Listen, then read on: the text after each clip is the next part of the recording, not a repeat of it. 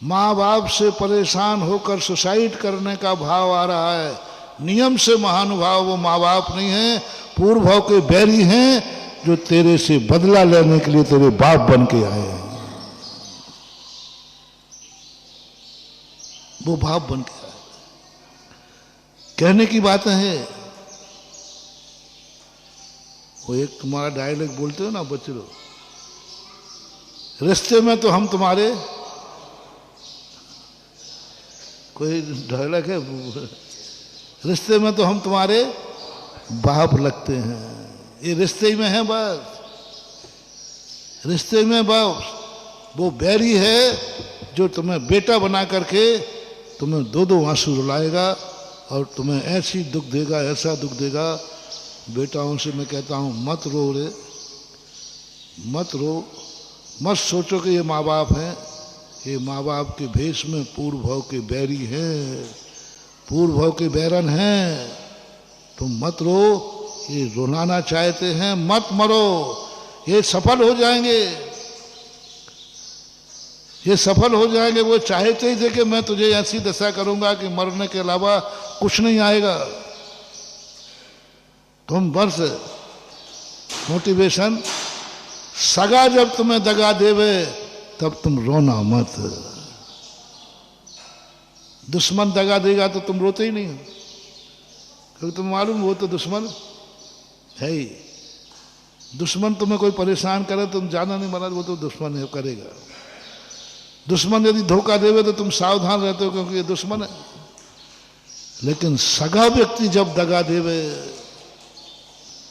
सगा व्यक्ति जब तुम्हारी संपत्ति डकार लेवे, सगे व्यक्ति को पैसा दिए और वो ना देवे, नियम से समझना ये पूर्व भाव का अपना हिसाब चुकता करने आया। जो जो सगे, मोटिवेशन, जो जो सगे, यदि सासू बहू को दुख दे रही है तो बहू सुसाइड ना करे। कई बहुएं कहती महाराज जी हम अपनी सासू माँ से परेशान है, क्या करना, बोले मरने का भाव रहा। कभी मत मरना बेटा, दुश्मन सफल हो जाएगा। ये तुम्हारी सासू नहीं, पूर्व भाव की बैरन है। तुम खुश रहो, मस्त रहो। कहना हे दुश्मन, तू जितना कूटेंगे नीतेंगे ना, हमारे गुरु ने ये सारे रास्ते पहले बता दिए।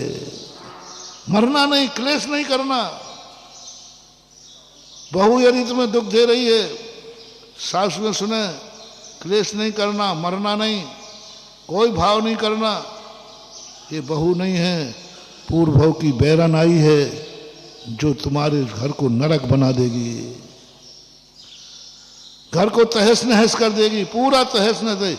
कई आते ना महिलाएं तुम्हारे घरों में, शादी के पहले बहुत अच्छा था, उसके बाद क्या हो गया, होता है ना, घर नरक बन जाता है। ऐसा नरक बन जाता है। अभी कोई नहीं बंद, वो बहू नहीं है, तुम्हारे घर में बैरन बन के आई है जो तुम्हारे घर को तहस नहस कर देगी। मेरे बेटे को छीन ले गई। हाँ सब टाइट है हमारे पास सब, क्योंकि जितना मटेरियल तुम लोग हमें देते हो इतना तुम लोगों के पास नहीं रहता। महाराज जी एक ही बेटा था और जब से शादी हो गई ये मेरे बेटे को छीन ले गई। अब वो बेटा मेरे पास देखता ही नहीं है, अलग कर दिया, हम अकेले बचे। मुझे कभी दया नहीं आती आजकल, पहले तो आ जाती थी, अब तो मैं मुस्कुराता हूँ, क्योंकि हमें कारण मालूम है। कारण मालूम नहीं हो तो दया है, हमें तो कारण मालूम है कि जब एक, देखना मैं आगम से बोलूंगा, एक बार एक बच्ची ने एक चिड़िया के बच्चे को अलग किया था 16 मिनट के लिए, 16 घड़ी के लिए। उसको अपने बेटे से 16 वर्ष तक अलग होना पड़ा। प्रद्युम्न कुमार रुक्मणी का है ना, 16 घड़ी के लिए अलग किया था उसका बेटा, 16 घड़ी के लिए था। तुमने भी किसी के बेटे को अलग किया होगा, हो सकता है बहू कभी चिड़िया रही होगी, अब वो बहू ने तुम्हारी बहू बन करके और तुम्हारे बेटे को तुमसे अलग कर दिया। ये तुम्हारा पूर्व भाव का बैरी है, क्योंकि तुमने किया था कभी किसी के बेटे को, चिड़िया पशु पक्षी के बेटे को तुमने अलग किया था। अब वो चिड़िया कुछ नहीं कर पाई, चिड़िया कुछ नहीं कर पाई। तुम चिड़िया के बच्चे को, तोता को पकड़ ले आए। अब वो चिड़िया कुछ नहीं कर पाई। क्या करती? चींची करती रह गई। चिड़िया ने कहा, आज तूने मेरा बेटा मेरे से दूर किया है, मैं तेरा बेटे रख करूंगा। वैसे तो मैं कर नहीं पाऊंगी, लेकिन मैं तेरे घर में बहू बनूंगी और पति बनाऊंगी और फिर पति को लेके जाऊंगी और तू बैठे रहना बुढ़िया। ये है पूर्व भाव का बदला। बैठी रहना, तड़पते रहना, मेरा बेटा ले गया। वो चिड़िया ने भी कहा था, तो मेरा बेटा ले गई, मेरा बेटा ले गई, मेरा बेटा ले गई। वो चिड़िया भी ऐसे ही तड़पी थी मछली सी। क्या आप पशु पक्षियों के बच्चों को उठा के लाओगे तो वो नहीं तड़पते क्या?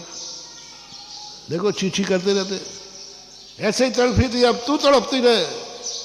वो चिड़िया बहू बनी है और तेरा बेटा तू मां बनी है। अब वो ले गई। 16 मिनट तक, 16 घड़ी तक मछली सी तड़पी थी वो चिड़िया। उसके बच्चे को पकड़ लिया था। रुक्मणी को 16 वर्ष तक ऐसा तड़पी। हरिवंश पुराण पढ़ो, क्या वेदना लिखी है रुक्मणी की। 16 वर्ष के अंदर क्या वेदना लिखी उसकी।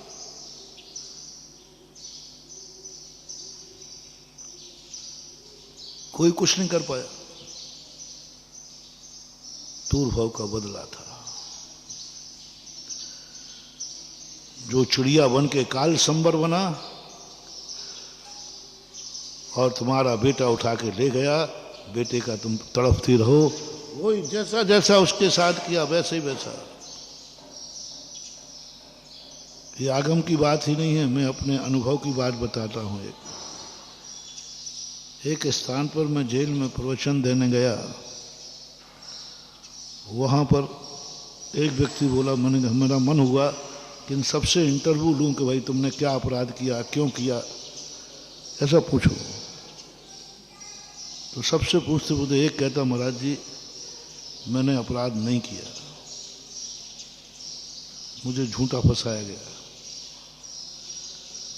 अब मैं क्या करूं, मैं कानून को बुरा कह नहीं सकता, सब ऑफिसर लोग खड़े। मैंने कहा नहीं, तूने कोई अपराध तो किया है। बोले महाराज आपको मैं भगवान मान रहा हूं, आपके सामने झूठ नहीं बोलूंगा, मैंने अपराध नहीं किया, मुझे गलत फंसाया गया। फिर मैंने कहा नहीं बेटा ऐसा हो ही नहीं सकता, ऐसा हो ही नहीं सकता। वो गुस्से में, आप तूने जरूर अपराध किया है। तो क्या महाराज आप बताओ मैंने कब किया, आप गवाह थे क्या? इतने जोर से बोला। जेलर साहब बोले, ए महाराज से कैसी बात करता। मैंने कहा उसको बोलने दो। उसको, महाराज जी आप मेरी बात पर विश्वास नहीं कर रहे। साहब मैंने नहीं किया, नहीं किया, नहीं किया। जो सौगंध कराना करो, मैं आपसे झूठ क्यों बोलूंगा, आपको मैं भगवान मान रहा हूं। मैंने कहा बेटा किया है। तीर पार करके मैंने कहा सुनो, मैंने आंख बंद की। अब वो कहता महाराज आप सबूत बताओ क्या है, बताओ मैंने कब किया, मैंने क्या किया, आपके पास सबूत क्या है, अब बताओ मैं क्या सबूत मांगू, बताओ। लेकिन कह दिया तो कह दिया। अब मेरी हवा किसक गई। कोई मैंने कह तो दिया, लेकिन मेरे पास इसको अपराधी सिद्ध करने का कोई सबूत है नहीं। यूं महाराज बोल देते हो आप लोग महाराज हो, इसका अर्थ जो चाहे को जो चाहे बोल दो। आपके पास सबूत नहीं हो, मेरी बात मान नहीं रहे।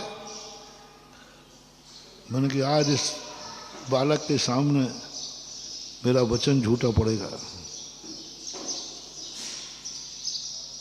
और मुझे अपने आप पर विश्वास है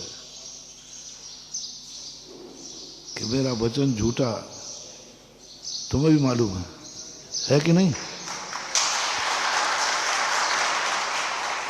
प्राय 100% तो नहीं कहूँगा, प्राय। अब मैंने कहा क्या करूं, मेरे पास तो कोई साक्ष्य नहीं। तो मैंने आंख बंद कर ली। देखना मेरी किस्मत कितनी तेज है। अब मेरे पास कोई साक्ष्य नहीं है और मैंने कह दिया तूने कोई अपराध तो। अब जैसे मैंने आंख बंद की आंख बंद करते ही ये पिंजड़ा मेरे सामने उतरा। आंख बंद है मेरी कल्पना में, एक पिंजड़ा सामने उतरा, उसके अंदर एक तोता है और पिंजड़ा सामने आके रुक गया। सब 1 मिनट पौन मिनट के अंदर हो गया।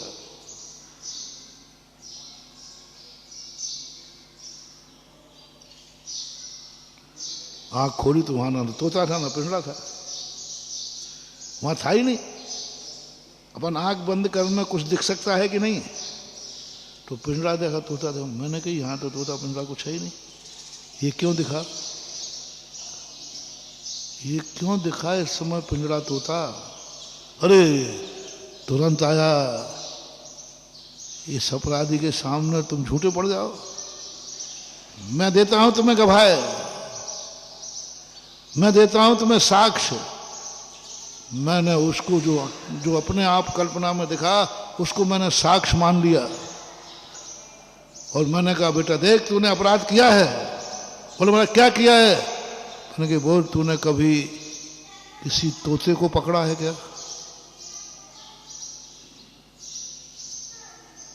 बोले पकड़ा है। हमारे खेत में एक बहुत बड़ा वृक्ष है, वहां पर तोते रहते थे। हमने एक बार तोते के बच्चे को पकड़ के लाए थे। मैंने कहा इस तोते ने क्या बिगाड़ा था तुम्हारा? बोले कुछ नहीं।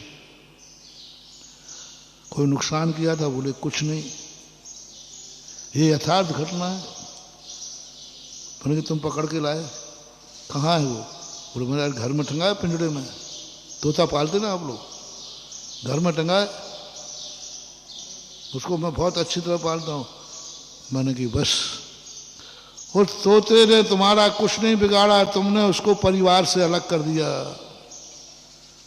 और जब जब तुम निकलते थे उसके परिवार ने बद्दुआ दी कि तू दुष्ट, तूने मेरे बिना अपराध, मैंने कोई अपराध नहीं किया, फिर भी मेरे बेटे को पकड़ ले गया। और ये तोता कह रहा है यही दुष्ट है, मैंने इसका क्या बिगाड़ा था जो मुझे पिंजड़े में बंद कर दिया। और जब जब तुम वहां से निकले तब तब उस तोते ने बद्दुआ दी, जैसा तूने मुझे बंद किया है ऐसे ही तू भी बिना अपराध के बंद होगा। जेलर साहब वगैरह सुन के दंग रह गए। महाराज कोई उदाहरण कहां से आ गया? तुम लोग कई बार परेशान होते हो ना कि महाराज आपको मौके पर उदाहरण कहां से आ जाता है।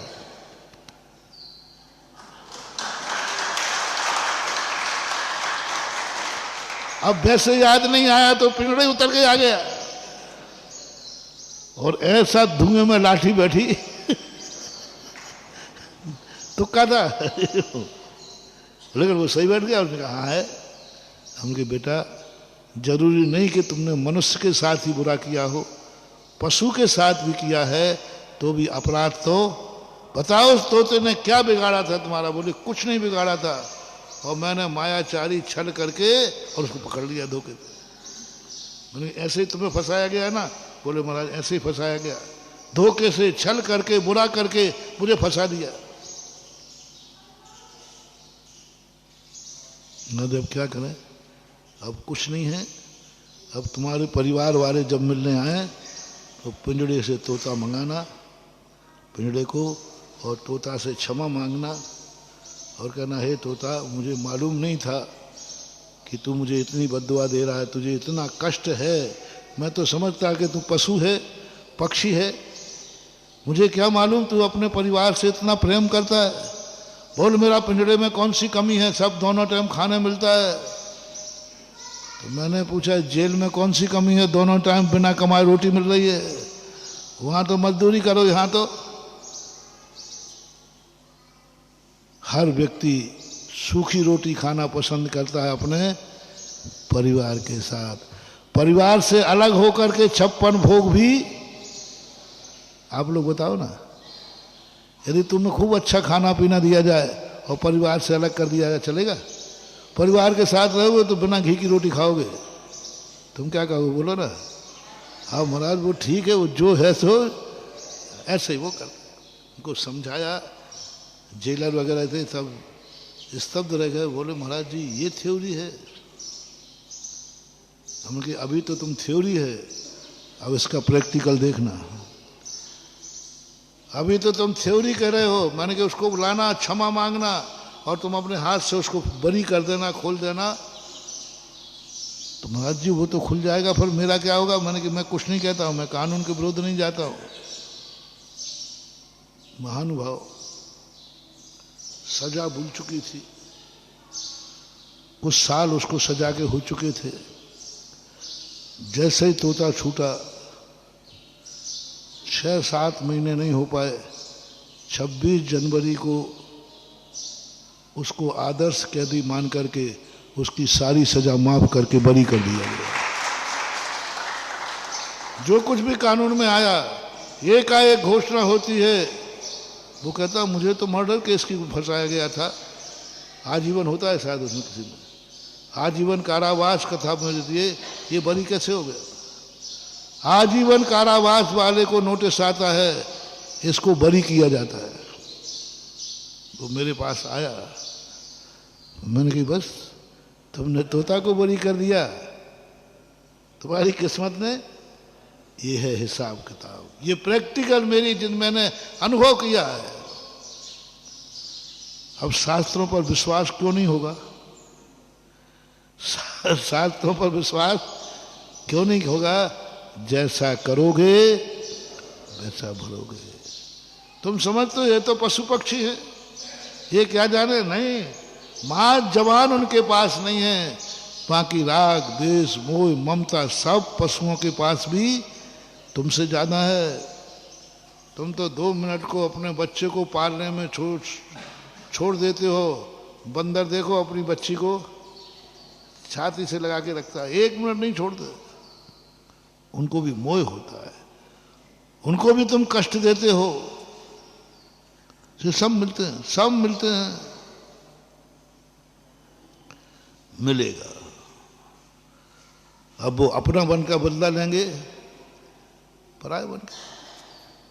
बहू आई बेटे को ले गई, मत घबराओ,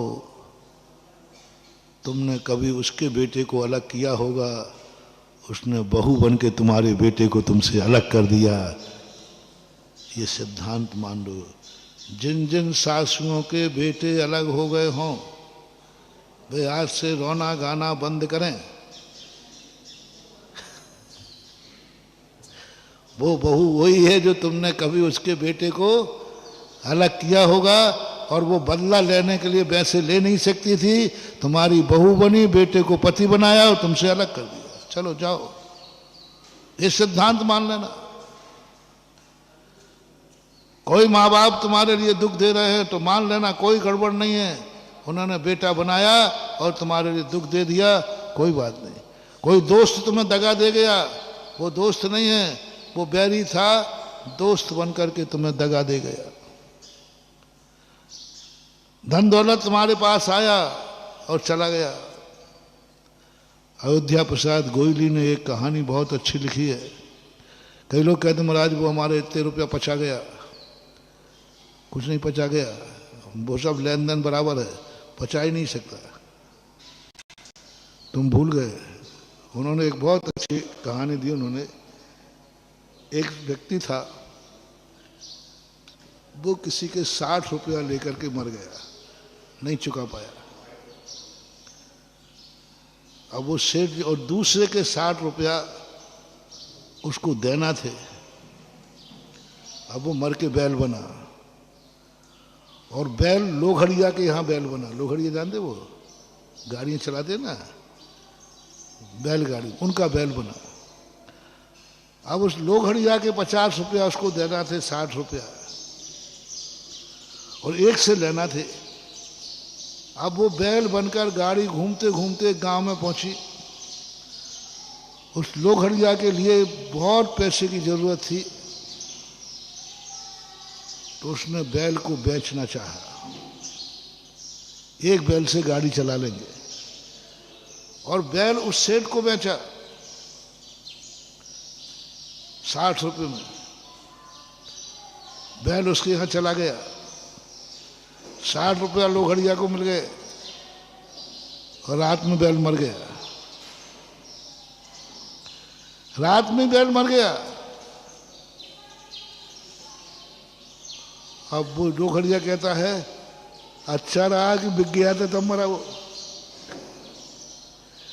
अच्छा रहा कि हमने बेच दिया। और वो सेठ रो रहा है कि मेरी कहाँ बुद्धि मारी गई, आज ही तो खरीदा था, एक दिन भी काम नहीं आया, एक दिन भी काम नहीं आया, 60 रुपया देकर चला गया। लोहड़िया खुश है, सेठ दुखी है। जब निमित्त ज्ञानी से पूछा गया, अवध ज्ञानी से बात क्या है, बोले तेरे 60 रुपया लेना थे सो वो ले गया, उसको 60 देना था वो दे गया और मर गया, अपना रास्ता साफ कर गया। बहुत मजेदार कहानी है। अब बताओ ये कर्जा चुकाने का तरीका तुमने कहीं पढ़ा?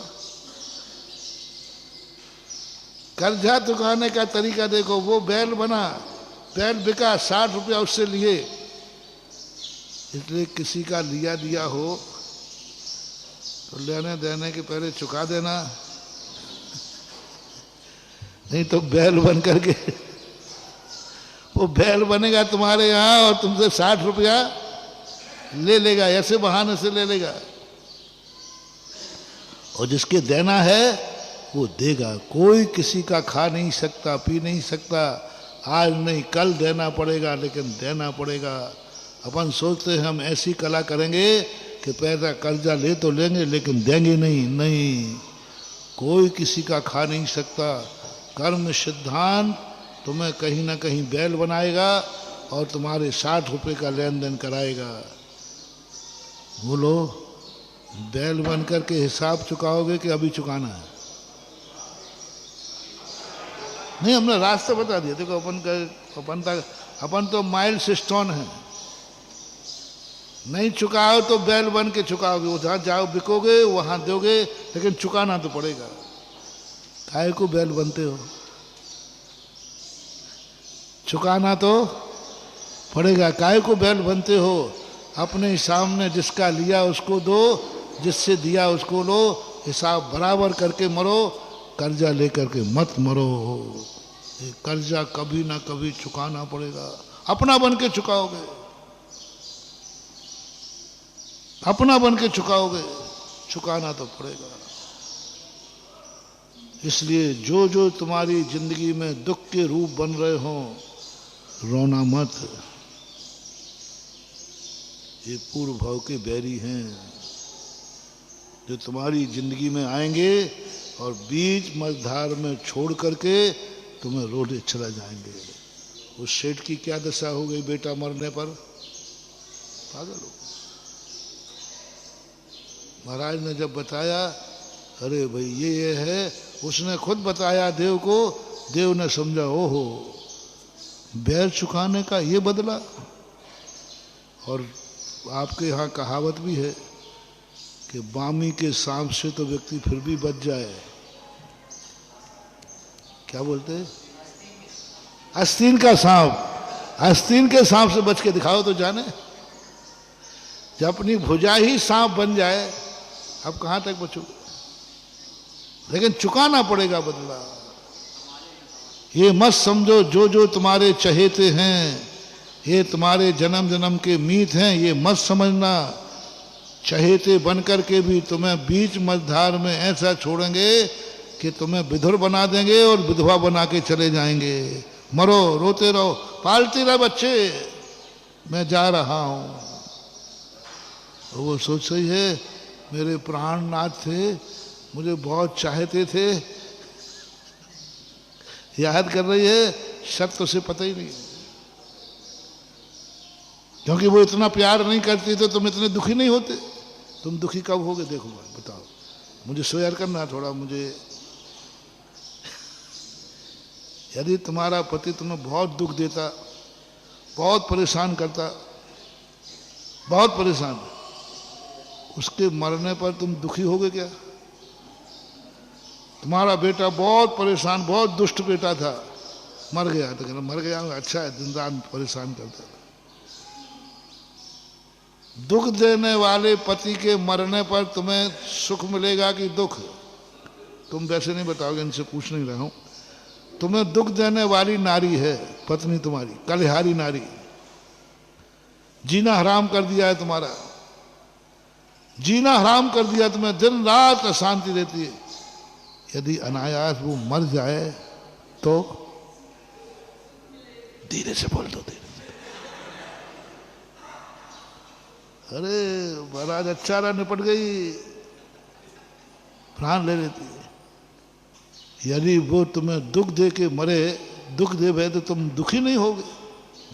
इसलिए दुश्मन तुम्हें इतना प्यार देगा, इतना प्यार देगा, इतना प्यार देगा, और फिर प्यार दे के मर जाएगा। अब तुम दुखी होते रहो। इधर वो सोच रही है हमें तो इतना चाहते थे, हमें तो उसको एक एक बात याद आती है। मत रो, वही दुश्मनी का तरीका था, कूटनीति थी कि वो पति मर गया, 2 बच्चे पैदा कर गया, पालती रहे, कमाती रहे, यही दशा तो उसको देखना थी। और तुमसे प्यार इसलिए किया कि तभी तो तू याद कर करके रोएगी। ये कूटनीति जैन दर्शन का कर्म सिद्धांत जब लोगों ने बताया अवधियान से, अरे वो तो बैरी था, उसने संकल्प किया था कि मैं इसकी जिंदगी को बर्बाद करके मरूंगा, कहीं की नहीं रहेगी ये, और बच्चे और छोड़ गया। बोलो जवान पति मर जाए बच्चे पैदा करके तो उस नारी की क्या हालत होती है? कोई नहीं पूछता, सब थुतकारते हैं। और विधवा को क्या मानते लोग? अशुभ, अशुभ और मानते। इससे अच्छी कुंवारी रह जाती तो। ये सब कर्म के खेल है, कर्म के सिद्धांत, इनको कोई नहीं टाल सकता। बस हमें सावधान होना है कि जो तुम्हारी जिंदगी में तुमसे राग कर रहा है, सब कर रहा है, लेकिन कहीं वो तुम्हें ब्लैकमेलिंग तो नहीं कर रहा है। एक बार और मैंने कहा था कि यदि किसी के साथ तुमने कुछ किया है या किसी ने तुम्हारे ऊपर उपकार किया है और थोड़ा तुम प्रतिकूल चल के देखना, थोड़ा चल के देखना, उसने तुम्हारे साथ कुछ अच्छा किया है, तुम थोड़े से प्रतिकूल चल के देखना, यदि सामने वाला उल्हाए ना देवे, अच्छा तुम मेरे प्रतिकूल चल दो, मैंने तुम्हारे साथ क्या क्या नहीं किया, मैंने क्या किया तुम्हारे साथ, और तुम मेरे लिए ऐसा कर रहे हो, समझ लेना वह व्यक्ति विश्वसनीय नहीं है, उसने तुम्हारे साथ कुछ नहीं किया, वो ब्लैक मेलिंग कर रहा है। आप लोगों में होते ना, बड़ा प्रेम जता के फोटो उतार लेते हैं, कोई या तुम्हारे बही खाता की कलम पकड़ लेते मुनीम बन के, और फिर कहता है सेठ जी हमें मालूम है, इतना पैसा दो, नहीं तो मुझे मालूम है, अभी बता दूंगा, ये अभी मैं फोटो वायरल कर दूंगा। अब बोला फोटो उसने दुश्मन बन के उतारी कि अपना बन के है? थोड़ा सा कभी करके देखा करो। ये राग बहुत खतरनाक है। राग में अच्छे अच्छे लोग जल करके भस्म हो गए। देश की अग्नि घास के तिनके के समान है, दूर से दिखती है। राग की आग ईंट के भट्टे के समान है, जो दिखती नहीं है लेकिन जला करके भस्म। घास के तिनके की आग में से अपन बच सकते हैं, लेकिन भट्टी की आग में से, ये राग की आग है। इससे राग आग दहे सदा ताते समामृत से। राग इतना मीठा है कि लगता ही नहीं कि हमारा हितकारी है। कोई मुझे चाहता है तो हमें लगता ही नहीं। कई लोग आते, महाराज जी मेरा बेटा बहुत गुस्सा करता है, मेरा पति मुझसे बहुत गुस्सा करता है, हमेशा द्वेष रखता है, लेकिन आज तक कोई माँ ऐसी नहीं आई, महाराज जी मेरा बेटा मुझसे बहुत राग करता है। आज कोई तक कोई पत्नी नहीं आई, महाराज जी इनको समझाओ, ये मेरे से बहुत चाहते हैं, मुझे बहुत चाहते हैं, हम रोटी नहीं खाएं तो ये भी भूखे हो जाते, इतना चाहते हैं, थोड़ा इनसे कहो ना ये कम चाहें। अभी तक तो कोई आई नहीं ऐसे। द्वेष करने वाली आई है। महाराज जी दिन भर देखो गुस्सा करते रहते, दिन भर गुस्सा करते रहते, लेकिन कोई ने आज तक नहीं कहा महाराज जी ये इतना राग करते, इतना राग करते हैं, किसी को राग बुरा नहीं लगता। आज तक मां नहीं आई मेरा बेटा इतना मुझे चाहता है। महानुभाव, देश से ज्यादा खतरनाक राग है, क्योंकि उसमें पता नहीं चलता, अच्छा लगता है। इसलिए छैलालाकार ने देश को आग नहीं कहा, आग किसको कहा? राग। आग दहे सदा। अपन लोग अनादिकाल से राग की आग में डल रहे हैं। देश की आग तो दूर से दिखती है, देश की आग तो दूर से दिखती है, दूसरे को भी दिखती है, स्वयं को भी दिखती है। दूर से दिख जाती भैया ये देश कर रहा है, बुरा है, लेकिन राग कर रहा है ये स्वयं को भी पता नहीं चलता। अपन जानते हैं वो तो चाहता था, इतना चाहता था, मेरे बिना मर गया वो। नहीं, वो राग नहीं करता तो तुम्हें दुख नहीं होता, वो इकलौता बेटा नहीं होता तो तुम पागल नहीं होते। अभी एक तो है, वो तुम्हारे लिए इतना चहेता नहीं होता तो तुम नहीं करते। बहुत बेटा सुशील हुआ वो, इतना सुशील हुआ, इतना गुणवान हुआ, और पिता को इतना चाहता था।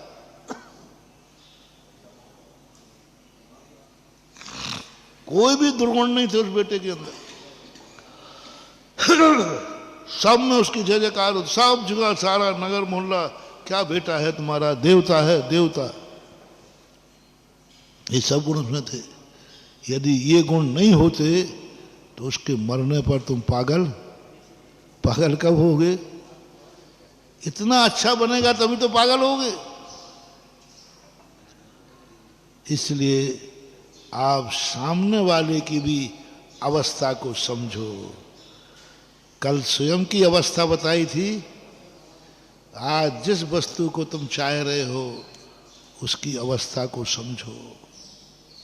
वह किस अवस्था में है, क्या रूप लेकर आया है, क्या है, उसको समझो। बिना समझे राग कर लेते हो, एक दिन रोना पड़ेगा। और राग करने वाला तुम्हें छूट दोग दे जाए तो समझ लेना ये बैरी है, रोने की जरूरत नहीं है। ये सोचो अच्छा हुआ बदला लेके चुक गया। अब तुम जितना खुश होगे उतने बैरी कहेगा अरे ये तो मैंने इसको रुलाना चाहा था, ये तो हंस रहा है। मैं तो इसको अशांत करना चाहता, ये तो शांत बैठा है, कुछ इसको हो ही नहीं रहा है। तुम जीत जाओगे और बैरी हार जाएगा। और तुम रोने बैठ गए तो बैरी चाहते ही तो यही तो करना था, यही दुख तो तुम्हें देना था, और वो दुखी देख करके खुश होता है। इसलिए अवस्था के ऊपर सामने वाले की अवस्था समझो। जिस व्यक्ति से हमारे ऊपर उपकार होना है, हम अपनी व्यवस्था समझ गए, हम अपनी अवस्था समझ ली, कसाएं शांत नहीं होगी। तुम मुनि बन गए तो क्या हुआ, तुम श्रावक बन गए तो क्या हुआ, तुम मनुष्य बन गए तो क्या हुआ, कसाएं नहीं गई। और कसाय हमने पहले ही कहा था स्व प्रत्यय नहीं है, कसाय का पर प्रत्यय होता है। कसाय हमेशा पर प्रत्यय रूप ही होती है, क्योंकि जितनी कसाएं हैं, कभी अपने पे क्रोध आया? क्रोध किस पे आता है? दूसरों पर। अकड़ते किसके सामने हो? अकेले कमरे में। मायाचारी में स्वयं फंसते हो, स्वयं के जाल में स्वयं फंसने के लिए बुलाते हो कि दूसरे को? और लोभ पर वस्तु से लोभ होता है। ये चारों कसायों को यदि जीतना है तो जो तुम्हारी प्रतिकूल चल रहा है उसकी अवस्था क्या है,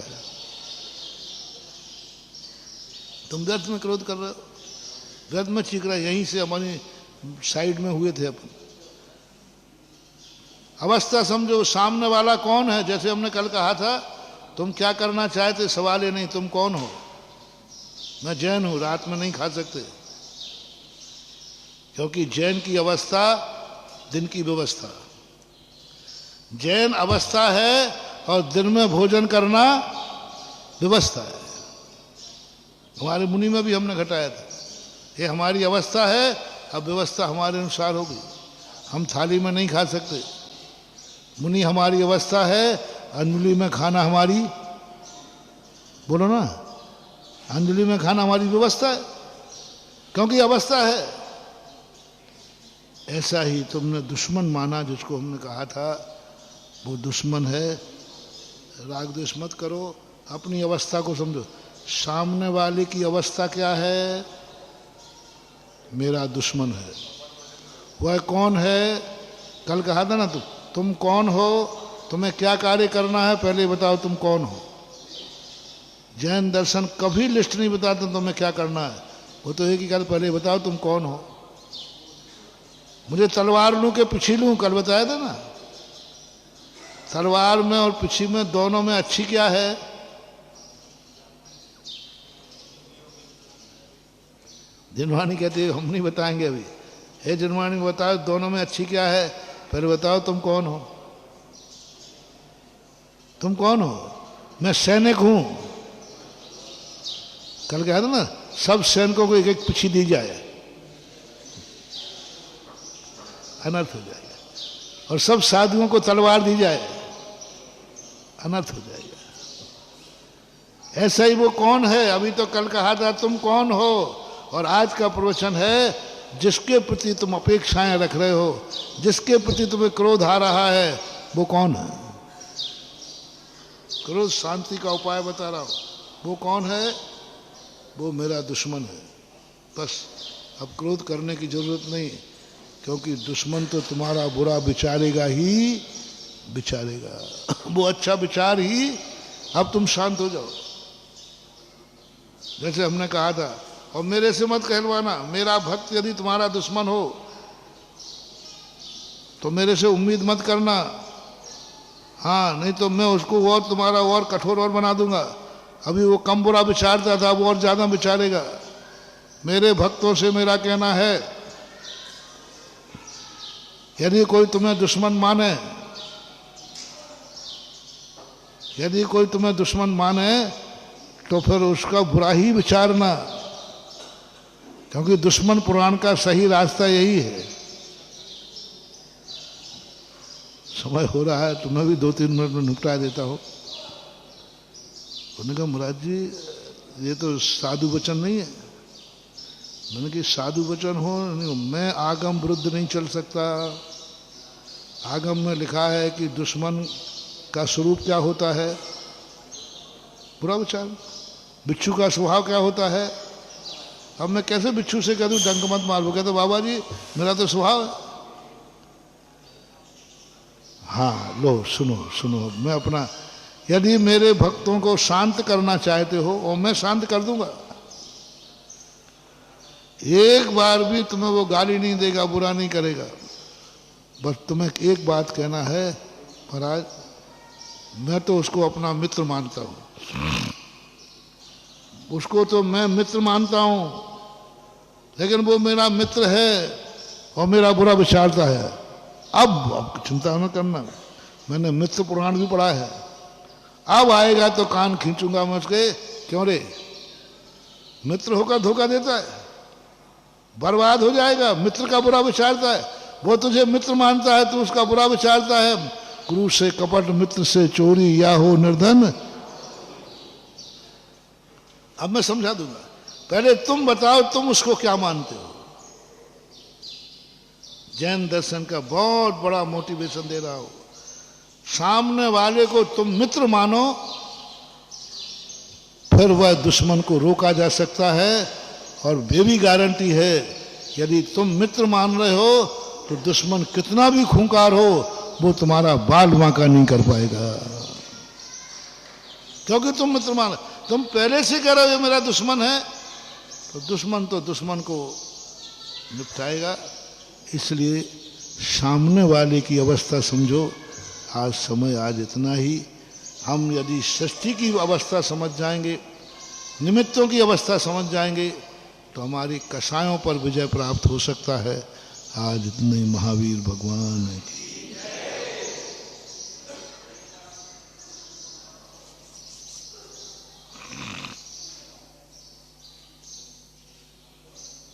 ओम। बोले परम पूज्य आचार्य